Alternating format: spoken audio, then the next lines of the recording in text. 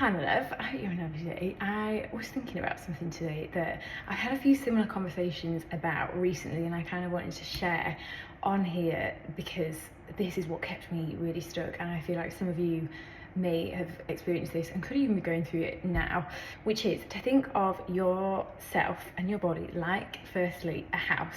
So we need a foundation of a house. Like, we can't go put in the windows if we haven't got a foundation, and that foundation comes back to having enough strength. Like, at the base we need enough sleep, that's a big one. We need enough good nutrients in order to be able to start building from the ground up, and then we start adding things in. So towards the top of the house, like the roof, is things like improving more of our power, working more deeply on our flexibility. But obviously everything encompasses each other, but we need the base. Now if we keep getting stuck in, say, the windows and the roof of the house, like, we're not going to get anywhere from the ground up because we haven't got the foundations. And the foundations generally come down to having enough muscle and strength, and that is something that I feel like we all try and skip because we think that we can get, say, a toned, lean, sculpted physique, as in, like lean muscle in certain places, just by skipping the strength work. But then all that happens is we end up trying to, say, lose overall body fat, but then we end up just kind of like softer, smaller versions of ourselves. This is what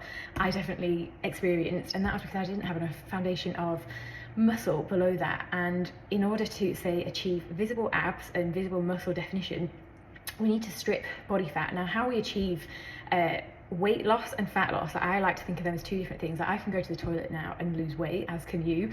How we get there is what's going to really dictate what it looks like, what the experience is like, and why fad diets and doing things quick and fast is always a bit of a recipe, a recipe for disaster. So at the moment you'll probably have seen there are a lot of people who've started taking Ozempic who do not need to take Ozempic, as in they're not remotely overweight, but that's another rabbit hole and another conversation for another day. It is scary to see because people aren't realising the damage they're going to do to their hormone health. Like, it's not something that you can take forever. So what's going to happen when you've not addressed the lifestyle habits that would have been much better changing? Like, if you want to maintain, say, any fat loss or any goal, it needs to be something that you can actually keep up. Otherwise you're just gonna, you see people, they put all the weight back on and more because they haven't addressed the root of things. And fat loss is not just about hitting your workouts, it's encompassing everything. It's your nutrition, your lifestyle, how you talk to yourself, like that. And then something else I see a lot, which is kind of debated on and that comes up on my TikTok a lot, is around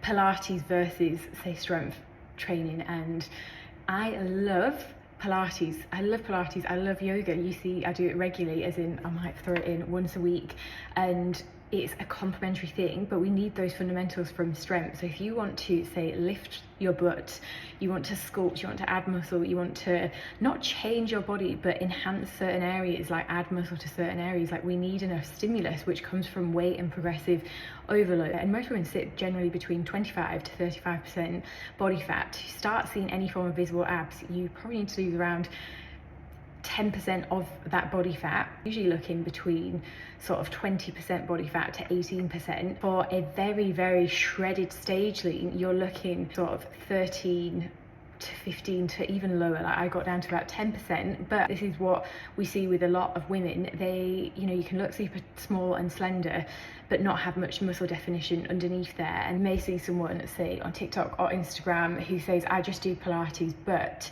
they're not telling you that they possibly eat like a bird and eat micro portions and don't feel that great. They probably don't have a regular menstrual cycle or good hormone health, probably don't have much of a life either, and live, very restricted. And what is the point of that? As in, you might look a certain way, but you're not going to even be able to leave your house, to be honest, much. So that is something to consider. And also, having been through an extreme thing last year and knowing what it takes to get to 10% body fat, that was just total extremity. And you don't get there half-heartedly, and it's very restrictive lifestyle. So we are supposed to cycle and change, and I think it's really important to remember, like, we're supposed to fluctuate and go through seasons. So going through seasons of being a little bit fluffier, generally winter months are great. It's not about heaping on loads of body fat at all, but just having and allowing your body to change rather than just staying the exact same for years and staying stuck because you're not willing to get a little bit uncomfortable and try something different, and also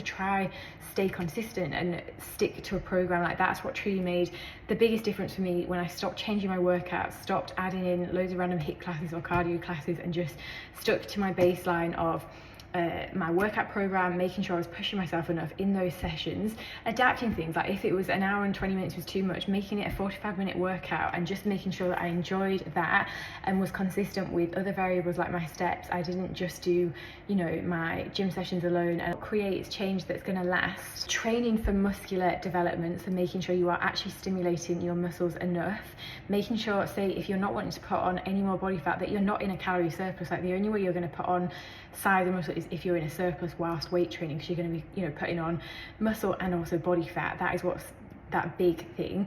Also, bearing in mind, you're going to have some inflammation if you're starting a new program. If you've not trained at all, that very quickly settles.